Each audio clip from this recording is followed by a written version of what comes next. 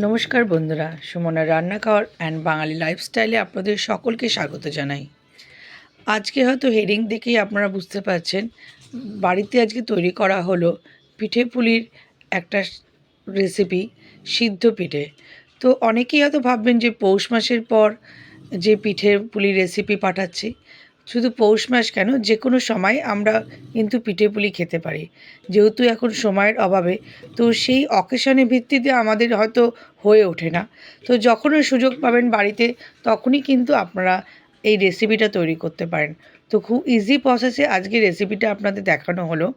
বাড়িতে আজকে তৈরি করা হয়েছিল ফুলকপির তরকারি দিয়ে সিদ্ধ পিঠে। তো তরকারি যেরকম আমরা বাড়িতে করি, ফুলকপি, আলু, কড়াইশুঁটি, ভাজা মশলা, হলুদ, সমস্ত কিছু দিয়ে তরকারি একটা তৈরি করে নিতে হবে।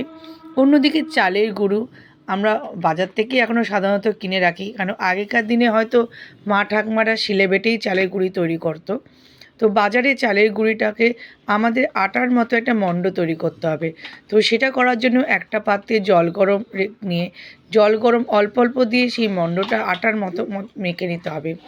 এরপর সেটা লুচির আকারে ছোট ছোট গোল গোল করে নিয়ে তার মধ্যে পুরগুলো ভরে, যেভাবে অনেকে আমরা মোমো তৈরি করি সেই মোমোর মতনই করতে পারেন, বা যেভাবে পিঠের শেপ দেওয়া হয় সেই রকম কিন্তু পিঠেগুলো তৈরি করতে হবে।